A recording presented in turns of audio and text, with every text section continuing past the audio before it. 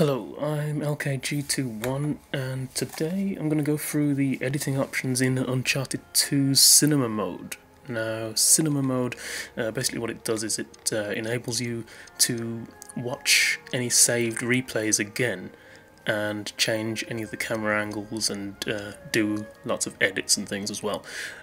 But first of all, you're going to need to actually record something. Now, to record it, you can do one of two things. You can either go into the machinima mode yourself and actually record yourself running around or shooting things or acting out a scene, or you can actually, it actually does record all of the multiplayer games as well, apart from co-op. Co-op games aren't saved for some reason, but all of the rest of them, Plunder, Elimination, all of those are saved, and we can actually look at all of the files as well. So if you go into the cinema mode here, you can see all of the files that we've got on my hard drive here. So I can go into one of these. Let's choose that one. And first of all, I'm going to go through all of the options and all of the edits that you can do, and also the controls and what they do as well. Right, so let's just pause it first. So as you can see, if you press the up or down buttons on the D-pad, you can change between all of the characters. So you can see Chaotical there, Scarface there, Chaotical, Scarface, keeps going back like that. And if you press left or right, you can move the cursor on the menu at the bottom of the screen. So I can go through all of these. Now, leftmost option takes a screenshot, and then it saves it to the pictures folder on your PS3's hard drive. It actually creates a folder and then saves all of the pictures in there. The next we've got rewind to the beginning, so if you want to, well, it's pretty self-explanatory really. If you need to return to the start, then you can do that. You can also do slow motion. If we play it and then press slow, slows it down a little bit, and you can press slow again, it slows it down even more. Slows it down even more. Slows it down a lot. And also pause and play are pretty self-explanatory. And also fast forward. Again, just like the slow option, if you press it again, it goes faster. Up to 5 times faster. And the last one changes the camera. So this is the normal kind of gameplay camera, which is just behind the character's shoulder, and if you press X on the view orbit camera, then it changes to the orbit camera, and you can use the left and right analog sticks to move the camera around. Right analog stick moves around the character, and the left one zooms in and out. So it zooms out, zooms in.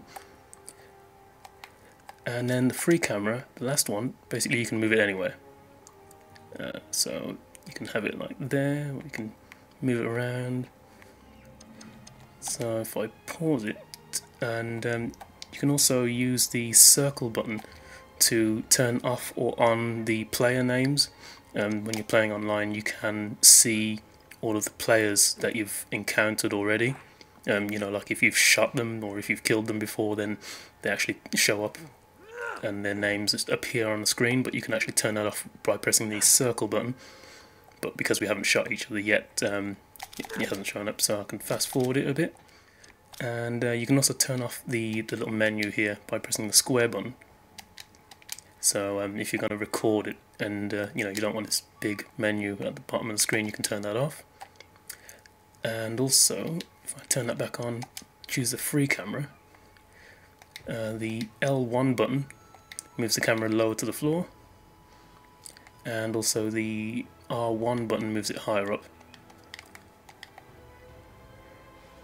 And also the L2 button moves it very fast, so this is as far as the analog stick goes, and then you hold R2, L2, and then it goes a bit faster, see, like that.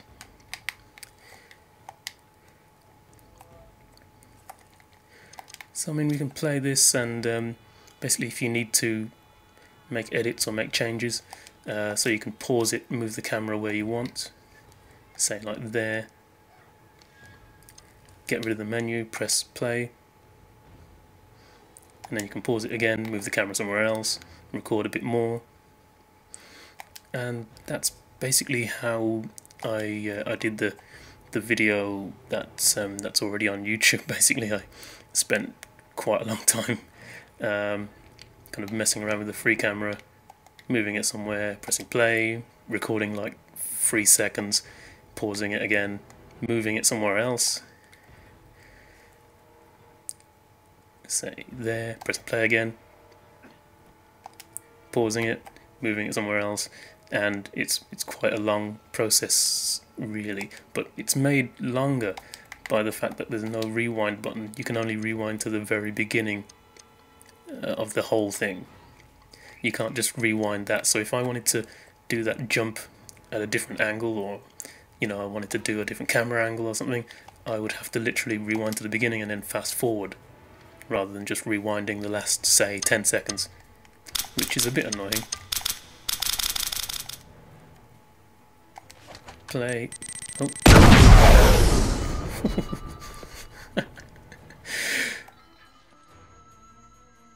Visual tweaks. If you pause the game, press start, then visual tweaks. There's also different things you can do with the camera and the FARC and things as well. So I might as well go through these as well. Firstly, field of view. Basically, you can zoom in, zoom out. You can also tilt the camera in different ways. So, if you want to make it look like you're upside down on the ceiling, or kind of a slight kind of jaunty angle, you can do that. And you can also have the handy cam on or off.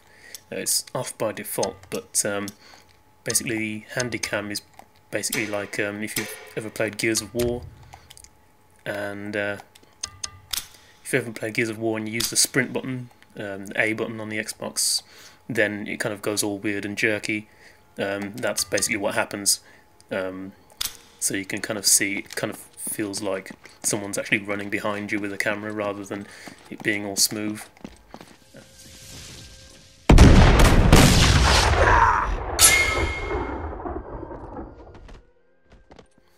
So you can do that as well. Camera, you can turn that off. Also, you can turn the depth of field on or off. So if you want to kind of blur the background and just focus on a certain thing in the foreground, or if you want to focus on the background and blur out the foreground objects, then you can do that. And you can change the distance to the subject and also the focal range as well. So if you want to focus on, say, if you want to focus on Drake but not on me, then you can do that. So you can see now, now, so Drake looks slightly more focused than me in the foreground. Right, you can also change the amount of fog, change the brightness of the fog. Yep, can't see anything. Right, and you can also change the colour by changing these attributes up or down as well. So if you want to make it look really kind of ominous and really dark, you can do that. And also lighting as well, which is really good as well. So the ambient lights, you can change the sun, how bright you want the sun to be, what colour you want the sun to be. So it's actually quite in-depth, the amount of options that you have here. You can make it really dark as well. You can make it look like Sin City if you try hard enough. You can make it look really like a really high contrast between the light and the dark there. And of course you can change the colours as well if you want.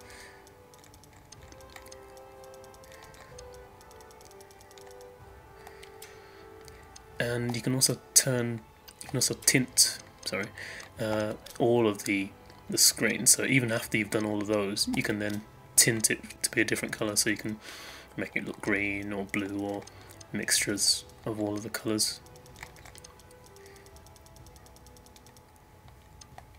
As well.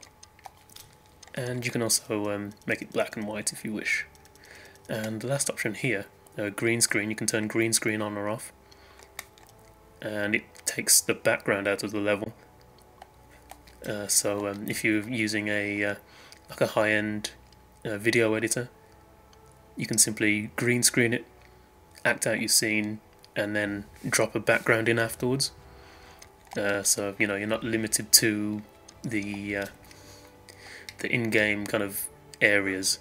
You can literally green screen it, add in a desert if you want, or a picture of something else. You know, make it seem like they're in a completely different environment.